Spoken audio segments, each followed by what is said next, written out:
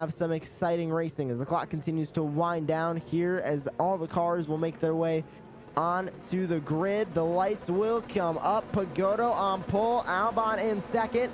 Who's going to take the lead as they go down into turn number one? The lights are out. Let's go racing. We're green from Detroit. A great start for Albon on the inside. Pagodo with a better start. He's going to take him on the outside. Pagodo leads a single car length separating the two. The 21 of Isaac Clark taps the wall with the rear bumper. But here they come. Already a drag race coming down into turn number two. Albon to the outside. Can Pagodo hold him off? Yes, he will. Pagodo almost pushing Albon into the wall through two. As they head through three, Albon now is a fight from Isaac Clark. Here comes Clark for second. Some issue in the backfield with Bernstov dropping quite a few positions as we see Fittipaldi and Modov side by side for Fittipaldi and Clark side by side for third place with Modov lurking in the background. Very good start for these drivers. This is the time when you need to make a lot of position because making a pass work later on is going to be very difficult. Great move from Enzo Fittipaldi to dive it up the inside. He's going to take over that third spot. Isaac Clark loses his first spot of the race as he ends down into fourth, but he's still close right behind. And in this fight as well, it's Modov behind with Zippoli, Lucio, Dreta, Miola. They're all so close together as they race through the third sector of this racetrack. You can see the battle for third extends all the way down to ninth as they're all so close together. The top two pulling away. That's Pagodo and Albon as they come back onto the front straightaway to head on to lap two. We have lost already a few drivers. The Rach and Varadi are out of the race. Herner, Spencer, Kaplan entering right now pit road with some damage. So for them it's going to be a long race. But look how aggressive these drivers are with the 7 defending on making, I think, plus 2 drivers there, Josh. Great move from Anton Hewlett to take over up into 8th place now, side by side. That's the 5 of Miola and the 7 car of Paulo Dreta, who's going to fall back now into 10th. Dreta lost 2 positions so far in 2 laps. He continues to fall down the order. He now has Amir Folk, Lorenzo Esposito. But here's your leader, Gianfranco Pagodo, trying to extend a gap over Luca Albon. And extending a gap over Luca Albon is so difficult. I mean, every time I think Luca's been off of the lead, he has been so close to taking the lead, and he has now a stretch of wins that he's trying to continue with here on the broadcast. And right now he sits in second, about 6/10 back from Pagodo. I'm not sure if Gianfranco Pagodo is going to be able to extend this gap ever further because Luca is such a consistent driver. Yeah, absolutely. Between these two is going to be a very great fight. Usually we have seen in the last few weeks an inverted situation with Albon leading and Pagotto trying to run him down. But it's going to be interesting because obviously this track doesn't really provide a lot of passing zones apart from this particular right-hander after this long straight. And the cars might suffer a little bit of damage if you barely touch the wall or even hit very hard the curbs, as we see Tom Van Hooyman, as I was saying, brush gently the wall on the outside of turn 2. And he's going to still make that move on Felipe Dantas, and he's going to make it work. He hops up into 16th as Dantas falls to 17th. Great move from the 17 to be able to, even after hitting the wall, be able to react to the car in front and see that move and take it as these drivers continue to race on through Sector 2. This is the tightest part of the racetrack. Almost a square turn here, just quick 45-degree angles. You can't really get that power down as you want until you're out of that section. As the 17 goes for another move on the 19 of Attila Garcia. That's 2 positions in a matter of 2 corners. Great moves from Tom Van Hooyman as he moves up now into 15th. Doesn't look like hitting the wall made any damage to that car. He is still making it work, getting those tires up into temperature. And Alessandro, it's so difficult to get the tires up to temperature. Usually, I don't think these guys are going to have any issues today with the hot track temp and just the way the track is so abrasive to tires. It's probably going to be easy to get those tires up to working temperature. We're seeing a lot of passes already. Yeah, Gullik making his way through Lucio. You saw him hitting the rev limiter on the end of the straight. So a bit short gearing for Gulik, but made the pass work, and now he's in 7th place. I think definitely the hotter temperatures today will help the drivers with the first few laps, but I think we might see some drivers struggling towards the end of the race, Josh, because obviously you get a better temperature at the start, but also tire wear will be even more of a factor. We'll have to see how it develops over the course of the race. Still very early on, as we are only on lap number 4 of 16. So a long way to go here for these F3 cars as they continue to race. Here's a replay. This is of Samuel Hermer. Very slow on the straightaway. Wondering if this was one of the incidents that he had lost the car. And it looks like he just pulled it right off and towed it to the pits. I'm not sure if something happened before then, or if it was maybe a hardware issue for Samuel Hermer, but he is out of the race, scored in 21st. Derecho and Verity, the other two in pit road. And I believe those two are also scored as out currently. Marcus G came down pit road. He is one lap down, but still on the racetrack as Modoc makes a move on Isaac Clark. That is for 4th place. The two cars taking over. The Delta Sport U4K machine is going to take over that 4th spot. Isaac Clark started in 3rd and is already down 2 spots into 5th. About to have a mirror full of Marco Zippoli behind. But Isaac Clark, one of the new faces here for the broadcast, he had a good qualifying effort, but right now he's just not being able to put it together in the race so far as he's lost 2 spots. Oh yeah, absolutely. Being very fast on a single lap is one thing, and then making consistent lap times with especially this very difficult track, it's absolutely very complicated, because you can get an easy fast lap in qualifying, but if you don't have the consistency, the pace to do it every lap, then you will only go backwards. As we see here, Albon and Pagotto still running very closely together, but behind them it's Enzo Fittipaldi with the fastest lap of the race, 1:21.31 for him. 2 seconds behind Albon and Pagotto, so he might join them later on in the race if he keeps having his great pace. And we mentioned that tire wear that might be coming in to be a factor here soon with such an abrasive track here in Belle Isle, with it being a road circuit, a street circuit. So we'll see if that affects how Enzo Fittipaldi is able to catch the cars in front. He might run out of time. As it looks like we're taking a look at a replay, and no, we're not. We're going to move back up to the front with Gianfranco Pagotto. Now has built a 7.5 tenths lead over Luca Albon. You can see the 6 right behind Pagotto, but he's still able to really use that car as he can and develop a gap. He's about 1/10 over the gap that he had a couple of laps ago when we last checked into this lead battle. But take a look at that gap with Fittipaldi. It's already under 2 seconds. You can see him in the camera right there in the red, number 20. He is trying to catch these 2 cars in front. It looks like he's succeeding right now as he runs another fastest lap, 2/10 faster than both Pagotto and Albon. What a lap from Fittipaldi, and he is still catching. You can see from our lap time comparison between Albon and Fittipaldi how consistent is the time gain every lap, 1/10, almost 3/10 in lap 4, and so on, as we move to the fight for 6th place between Marco Zippoli and Anton Gulich. You can see from this great camera shot how close every time these drivers are to the wall, every corner. You don't need to leave much space. You have to use as much as the track as possible, because otherwise you will lose valuable time to other drivers, but it's very risky. Here's Gulik, you're on board with him right now as he tries to pass Marco Zippoli, who has not lost or gained a position yet today. Zippoli started in 6th, still scored in 6th. Gulik started back in 10th. He scored in 7th, up 3 spots, trying to make it 4 as he uses that slipstream. And slipstream is something we're not really going to talk about here today, because we've talked about it before with a lot of those long straightaways there's not really that many long, uninterrupted straightaways on this course. I mean, the straightaway they're coming up to right now as they make their way through the first and second chicane.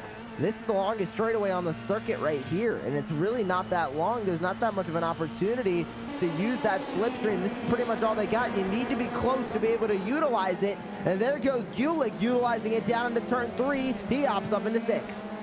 Yeah, great pass. Tripoli helped him a little bit. He let him slide into the inside without having to fight too much. As we go back to our top 3, Albon always running at the same pace as Pagotto. It doesn't really get the chance to close down, but Fittipaldi behind is now 1.8. He didn't really gain a lot in the last lap, but now he also will start to find some dirty air, and his lap times probably are gonna also struggle a little bit.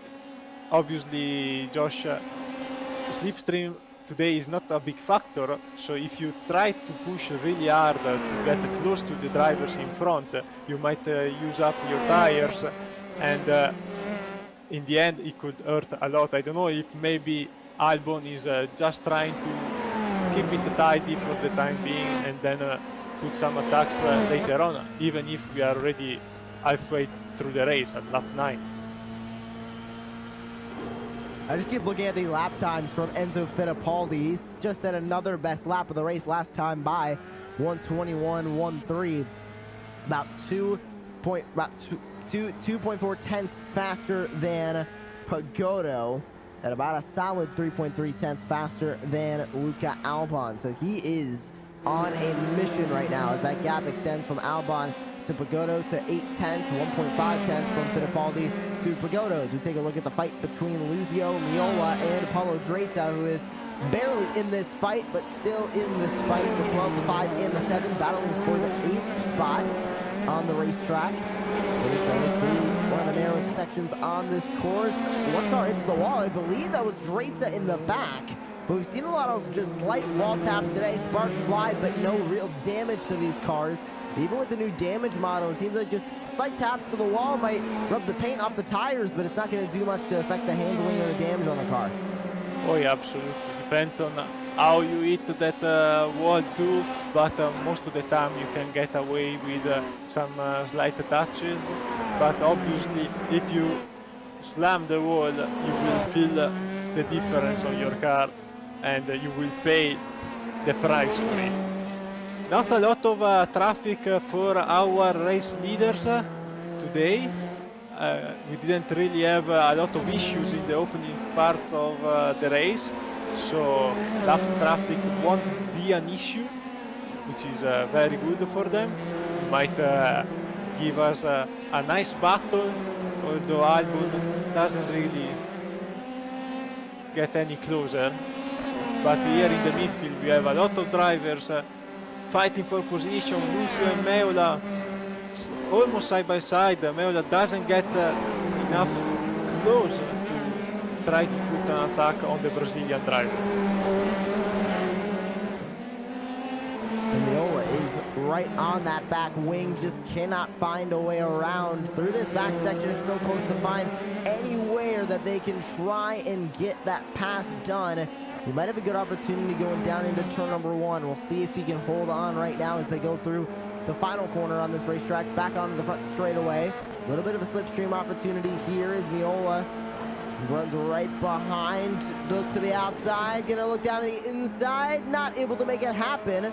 Back to the front goes Luzio, but another great slipstream opportunity is right here down this straightaway. Can the 5 make the move happen? Here comes Miola looking for 8th place. He's gonna dive into the inside, not fast enough, as Luzio is gonna hold on to P8. Back up to the front with Gianfranco Pagotto, and these 3 are getting closer together. Albon's gap to Pagotto has extended a bit, but Fittipaldi has closed in. They're about the same gap within each other as of right now, and Gianfranco Pagotto continues to lead the way through the middle section. Yeah, Yeah, it seems like the sweet spot for these drivers is about 9/10 as Meola looks to the east side of Lucio, but now Lucio will have the inside of the left-hander and will defend the 8th position. 9/10 seems like to be kind of the sweet spot for the drivers to not be too much affected with dirty air. You can see this pattern more or less in Albon and Fittipaldi, both at the same range, and can't get really any closer.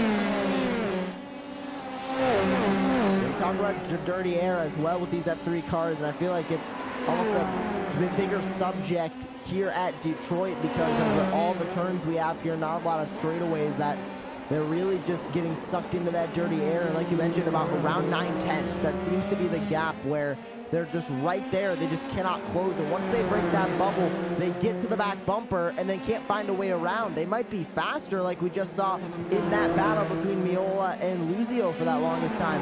Miola was there. He just couldn't get the pass done because he had no opportunity to try and get to the inside. So very difficult passing here at Detroit as the 21 going to go to the left side of the 3 of Anton Gulick. Clark looking back for the 3rd spot, not gonna get it. He gets loose going off that corner, and the 3 car is gonna stay in 5th place as that battle for 5th rages on. We move back to this battle that I just mentioned between Lucio and Miola for 8th place. And Miola's just right there, can't do anything, and Verity's around. The 10 car. Yeah, the issues already in the starting phase of the race, and he will now join Harm and Derich and Vincent in 4 the laps garage. to go. And I did want to cut in there real quick because Fittipaldi just set another best lap of the race, and he is 1.2 seconds back from Pagodo. And he's only 3/10 back from Albon. Can he make this pass happen on Albon? And if he does, Sandro, do you think he has enough time to catch Pagodo? Because by the time he gets that pass made, he might have only 3 laps to try and get that move done for the lead. He needs to do it now. I mean, this lap. If he doesn't get past Albon this lap, I think Pagotto is safe and sound, if he obviously doesn't make any mistake from any possible attack from these guys. But it looks very difficult. This middle section is pretty much impossible to pass. He will have to do it on the back straight next time by. It's a must pass for Fittipaldi if he wants to have any little chance to go for the win. Well, here he goes. This might be his best opportunity as they're going to come back onto the start-finish straight. Using that slipstream, maybe make it happen going into turn number 1. There we go, 3 laps to go as Pagodo crosses the start-finish line.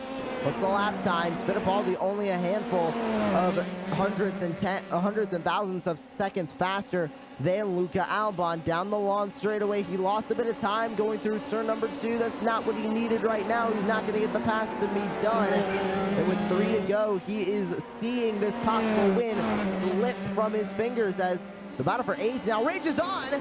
Some bit of damage to the 5 of Francesco Miola. I think he tapped the wall there. It was a big, a little bit of lag. He did not hit the wall.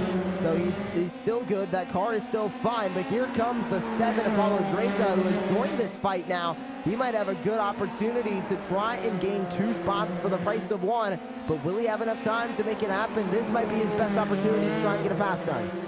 I already tried to pass him many times on this section, but he never really got enough speed to carry the pass on the outside as Lucio promptly blocks the inside lane and defends again, so that Meola will have to stay behind him for another lap. If I'm Paolo Dreta at the moment, I would just back out of there and make sure I don't get caught in any incident, because Meola keeps getting more and more aggressive beyond Lucio. This battle for 8th has been going on for, I believe, the entire second half of this race, and just it's been the same position the entire time, and that just goes to show how difficult it is to pass around Detroit. 2 laps remaining here at Belle Isle, and we do want to remind any of the drivers racing here in the broadcast currently that post-race, we are looking for interviews from you. Talk about your race here at Belle Isle. So make sure you join our Apex Racing TV Discord. All the information will be in the description and in the chat room from our producer, Marco Barbarera. And you can join the Discord and we'll get a post-race interview with you talking about your race. We'd also like to really quickly thank a few of our sponsors, first of which being SDK Gaming, provide all the wonderful overlays you are seeing here on the broadcast. You can get all the information on SDK Gaming at sdk-gaming.co.uk for all of the overlays for broadcast, Twitch streams, and more. We'd also like to thank the Virtual Racing School.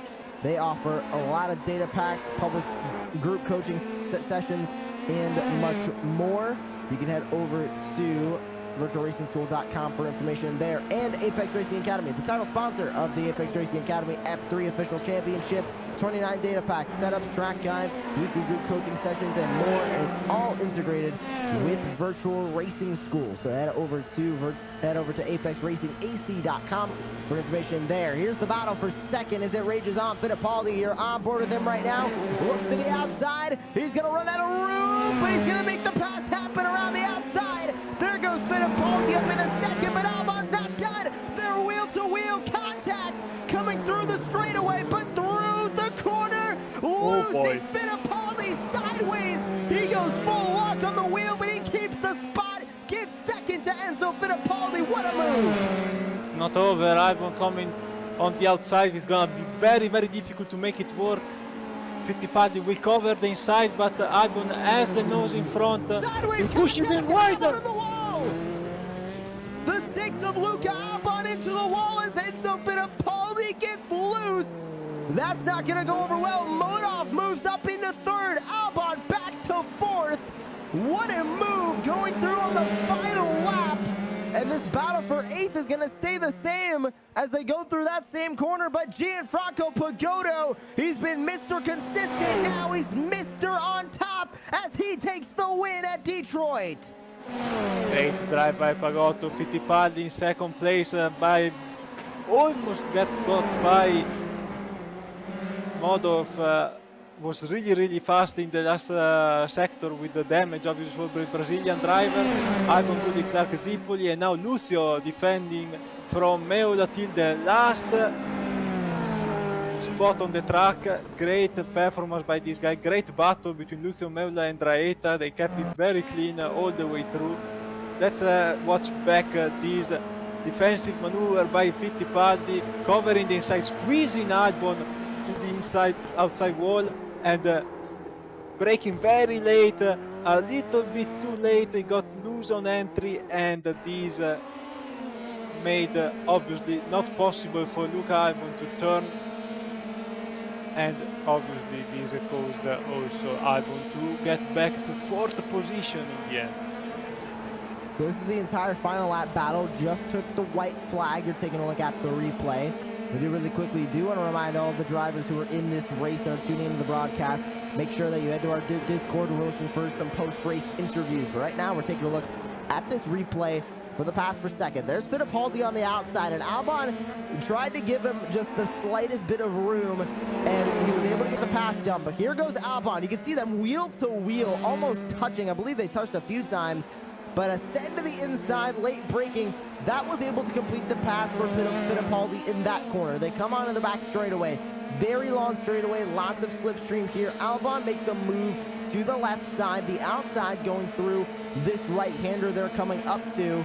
And Fittipaldi tried to do the same thing. He was about a car length back, and just some contact with the rear wheel for him. The front wheel for Luca Albon sends Albon into the wall, and Modov was able to sneak by and hop into 3rd place.